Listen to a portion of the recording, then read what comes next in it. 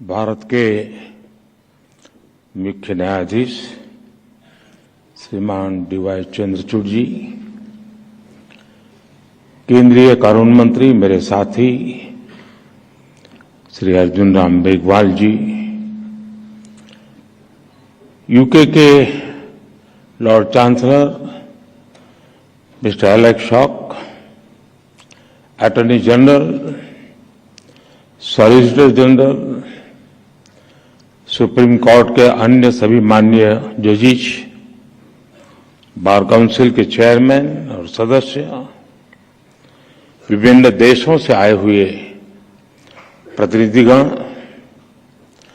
राज्यों से आए प्रतिनिधिगण, देवी और सज्जनों, दुनिया भर की लीगल फ्रेटर्निटी के दिग्गज लोगों को मिलना, उनके दर्शन करना,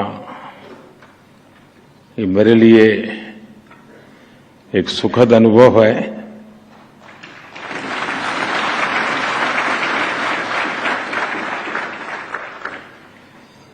भारत के कोने कोने से यहां लोग आज उपस्थित हैं।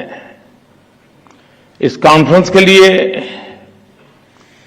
लॉर्ड चांसलर ऑफ इंग्लैंड और बार एसोसिएशन ऑफ इंग्लैंड के डेलीगेट्स भी हमारे बीच हैं।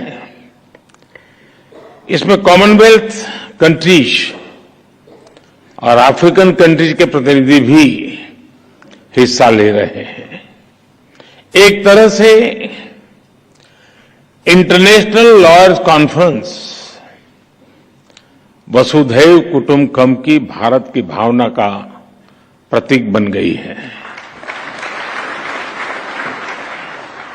इस कार्यक्रम में आए हुए सभी इंटरनेशनल गेस्ट का मैं भारत में हृदय से बहुत बहुत स्वागत करता हूं। मैं बार काउंसिल ऑफ इंडिया को भी विशेष रूप से बधाई देता हूं, जो बखूबी से इस आयोजन का दायित्व निभा रही है।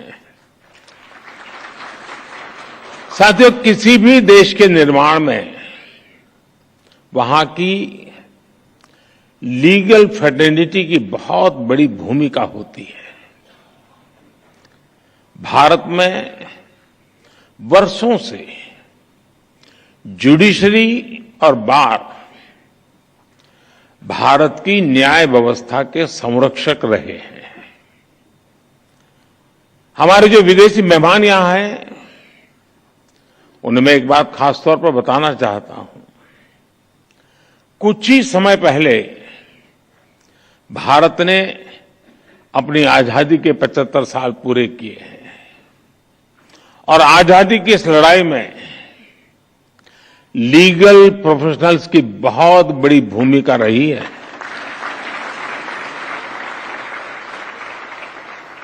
आजादी की लड़ाई में अनेकों वकीलों ने चलती हुई वकालत छोड़ करके राष्ट्रीय आंदोलन का रास्ता चुना था। हमारे पूज्य राष्ट्रपिता महात्मा गांधी, हमारे संविधान के मुख्य शिल्पी बाबा साहब आंबेडकर, देश के पहले राष्ट्रपति डॉक्टर राजेंद्र प्रसाद, देश के पहले प्रधानमंत्री पंडित जवाहरलाल नेहरू, देश के पहले गृह मंत्री सरदार वल्लभ भाई पटेल, आजादी के समय देश को दिशा देने वाले लोकमान्य तिलक हो, वीर सावरकर हो, ऐसे अनेक महान व्यक्तित्व भी वकील ही थे।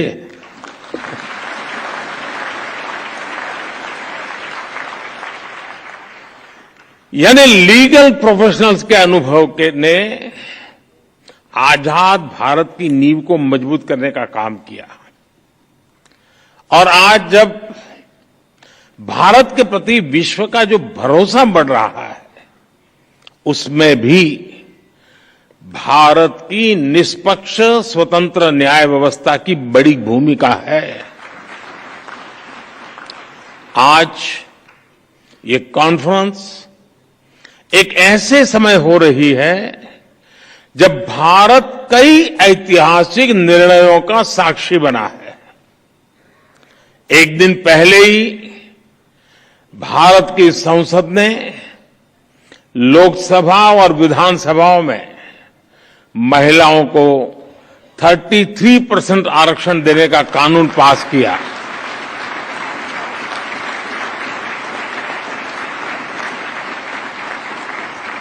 नारी शक्ति वंदन कानून भारत में विमेन लेड डेवलपमेंट की नई दिशा देगा, नई ऊर्जा देगा। कुछ ही दिनों पहले ही G20 के ऐतिहासिक आयोजन में दुनिया ने हमारी डेमोक्रेसी, हमारी डेमोग्राफी और हमारी डिप्लोमेसी की झलक भी देखी।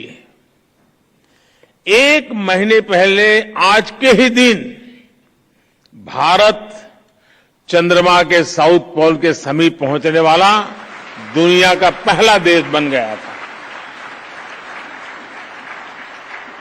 ऐसी अनेक उपलब्धियों के आत्मविश्वास से भरा भारत आज 2047 तक विकसित होने के लक्ष्य के लिए मेहनत कर रहा है और निश्चित तौर पर इस लक्ष्य की प्राप्ति के लिए भारत को एक मजबूत, निष्पक्ष, स्वतंत्र न्यायिक व्यवस्था का आधार चाहिए। मुझे विश्वास है इंटरनेशनल लॉयर्स कॉन्फ्रेंस इस दिशा में भारत के लिए बहुत ही उपयोगी साबित होगा। मैं आशा करता हूं कि इस कॉन्फ्रेंस के दौरान सभी देश एक दूसरे की बेस्ट प्रैक्टिसेस से काफी कुछ सीख सकेंगे। फ्रेंड्स, 21वीं सदी में आज हम एक ऐसी दुनिया में रह रहे हैं जो डीपली कनेक्टेड है। हर लीगल माइंड या इंस्टीट्यूशन अपने ज्यूरिडिक्शन को लेकर बहुत सचेत है, लेकिन ऐसी कई ताकतें हैं जिनके खिलाफ हम लड़ रहे हैं। वो बॉर्डर्स या ज्यूरिडिक्शंस की परवाह नहीं करती। और जब खतरे ग्लोबल है तो उनसे निपटने का तरीका भी ग्लोबल होना चाहिए। साइबर टेररिज्म हो, मनी लॉन्ड्रिंग हो, आर्टिफिशियल इंटेलिजेंस हो और इसके दुरुपयोग की भरपूर संभावनाएं हो, ऐसे अनेक मुद्दों पर सहयोग के लिए ग्लोबल फ्रेमवर्क तैयार करना सिर्फ किसी शासन या सरकार से जुड़ा मामला नहीं है। इसके लिए अलग अलग देशों के लीगल फ्रेमवर्क को भी एक दूसरे से जुड़ना होगा। जैसे हम एयर ट्रैफिक कंट्रोल के लिए मिलकर काम करते हैं। कोई देश ये नहीं कहता तुम्हारा कानून तुम्हारे यहां, मेरा कानून मेरे यहां। जी नहीं, फिर किसी का जहाज उतरेगा ही नहीं। हर कोई common rules and regulations, protocols का पालन करता है। उसी तरह हमें अलग अलग डोमेन में ग्लोबल फ्रेमवर्क तैयार करना ही पड़ेगा। इंटरनेशनल लॉयर्स कॉन्फ्रेंस इस दिशा में अवश्य मंथन करना चाहिए, दुनिया को नई दिशा देनी चाहिए। साथियों, एक अहम विषय ऑल्टरनेट डिस्प्यूट रिजोल्यूशन एडीआर का है। तुषार जी ने इसका काफी वर्णन भी किया। कॉमर्शियल ट्रांजैक्शन की बढ़ती कॉम्प्लेक्सिटी के साथ दुनिया भर में एडीआर का चलन भी तेजी से बढ़ा है। मुझे बताया गया है इस कॉन्फ्रेंस में इस विषय पर भी विस्तार से बात होने वाली है।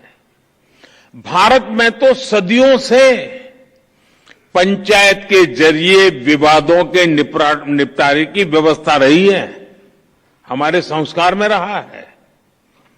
इस इनफॉर्मल व्यवस्था को एक व्यवस्थित रूप देने के लिए भी भारत सरकार ने मीडिएशन एक्ट बनाया है। भारत में लोक अदालत की व्यवस्था भी विवादों को हल करने की दिशा में बड़ा माध्यम है। और मुझे याद है, मैं जब गुजरात में था तो एवरेज एक मामला का न्याय होने तक सिर्फ 35 पैसे का खर्च होता था, 35 पैसे। यानी ये व्यवस्था हमारे देश में होती है। पिछले 6 साल में करीब 7 लाख केसेस को लोक अदालतों में सुलझाया गया है। साथियों, जस्टिस डिलीवरी का एक और बड़ा पहलू है जिसकी चर्चा बहुत कम हो पाती है, वो है भाषा और कानून की सरलता। अब हम भारत सरकार में भी सोच रहे हैं कि कानून 2 प्रकार से प्रस्तुत किए जाए। एक, जिस भाषा पे आप लोग के आदी हैं वो वाला ड्राफ्ट होगा, और दूसरा देश का सामान्य मानवी समझ सके ऐसी भाषा।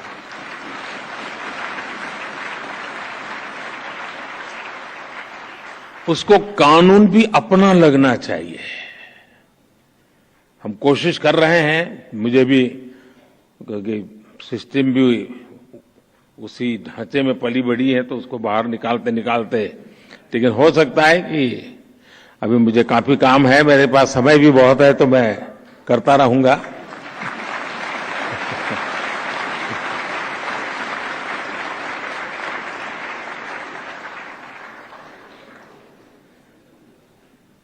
कानून किस भाषा में लिखे जा रहे हैं, अदालती कार्यवाही की भाषा में हो रही है, ये बात न्याय सुनिश्चित कराने में बहुत बड़ी भूमिका निभाती है। पहले किसी भी लॉ के ड्राफ्टिंग बहुत कॉम्प्लेक्स होती थी। सरकार के तौर पर अब हम भारत में नए कानून, जैसा मैंने आपको कहा, 2 प्रकार से, और जितना ज्यादा हम सरल बना सके और हो सके उतना भारतीय भाषाओं में उपलब्ध करा सके, उस दिशा में हम बहुत सिंसियरली प्रयास कर रहे हैं। डेटा प्रोटेक्शन लॉ आपने देखा होगा, उसमें ये सिंप्लीफिकेशन का हमने एक पहली शुरुआत की है, और मैं पक्का मानता हूं कि सामान्य व्यक्ति को उस परिभाषा से सुविधा रहेगी। भारत की न्याय व्यवस्था में मैं समझता हूं ये एक बहुत बड़ा परिवर्तन हुआ है, और मैं चंद्रचूड़ जी का पब्लिकली मैंने एक बार अभिनंदन किया था, क्योंकि उन्होंने कहा कि अब कोर्ट जजमेंट का ऑपरेटिव पार्ट जो लिटिगेंट है उसकी भाषा में हम उपलब्ध कराएंगे। देखिए, इतने से काम में 75 साल लग गए,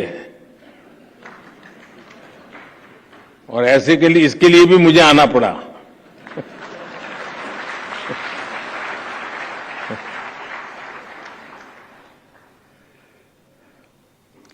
मैं भारत के सुप्रीम कोर्ट को इसके लिए बधाई दूंगा कि उसने अपने फैसलों को कई स्थानीय भाषाओं में भी अनुवाद करने की व्यवस्था की है। इससे भी भारत के सामान्य व्यक्ति को बहुत मदद मिलेगी। कोई पेशेंट होना, अगर डॉक्टर भी पेशेंट की भाषा में उसे बात करे तो आधी बीमारी यूं ही ठीक हो जाती है। बस यहां ये मामला बाकी है। साथियों, हम टेक्नोलॉजी से, रिफॉर्म से, न्यू जुडिशियल प्रैक्टिसेस से कानूनी प्रक्रिया को कैसे और अच्छा कर सकते हैं, इस पर निरंतर काम होना चाहिए। टेक्नोलॉजी एडवांसमेंट ने जुडिशरी सिस्टम के सामने बड़े एवेन्यूज बना दिए हैं। थोड़े से टेक्नोलॉजिकल एडवांसमेंट ने ही हमारे ट्रेड, इन्वेस्टमेंट और कॉमर्स सेक्टर को बहुत बड़ा बूम दिया है। ऐसे में लीगल प्रोफेशनल से जुड़े लोगों को भी इस टेक्नोलॉजिकल रिफॉर्म से ज्यादा जुड़ना होगा। मैं आशा करता हूं कि इंटरनेशनल लॉयर्स कॉन्फ्रेंस न्यायिक व्यवस्थाओं के प्रति पूरी दुनिया का विश्वास बढ़ाने में सहायक सिद्ध होगी। मैं इस आयोजन से जुड़े हर व्यक्ति को इस सफल कार्यक्रम के लिए अपनी ढेर सारी शुभकामनाएं देता हूं। बहुत बहुत धन्यवाद।